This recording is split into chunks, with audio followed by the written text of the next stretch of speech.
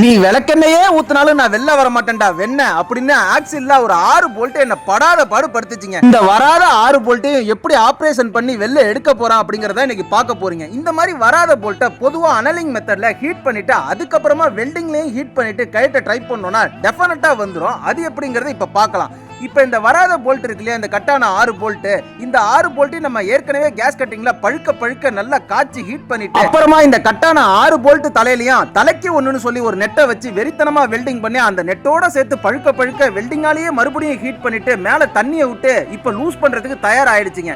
இப்போ பாத்தீங்கன்னா நம்ம ஹைட்ராலிக் பிரஸ் வைஸ்ல வச்சு லாக் பண்ணிட்டு இம்பாக்ட் ரிஞ்சை வச்சு கழட்ட ட்ரை பண்ணா பயங்கர ஷாக்குங்க. பாருங்களேன், 6 போல்ட்டும் செத்த நேரத்தில், அதாவது ஒரு 3 நிமிஷத்துக்குள்ளே கைட்டி எடுத்துட்டேன். ஸோ இந்த மெத்தடை நம்ம பயன்படுத்தணும் அப்படின்னா இந்த மாதிரி வராத போல்ட்டை கூட வெறித்தனமாக நம்மளால எடுக்க முடியும். என்னுடைய பதிவுகள் பார்க்க கீழே இருக்க சப்ஸ்கிரைப் பட்டன் அழுத்தி சப்ஸ்கிரைப் பண்ணிட்டு அப்படியே ஃபாலோ பண்ணிட்டு உங்க நண்பர்களுக்கு ஷேர் பண்ணுங்க. நன்றி.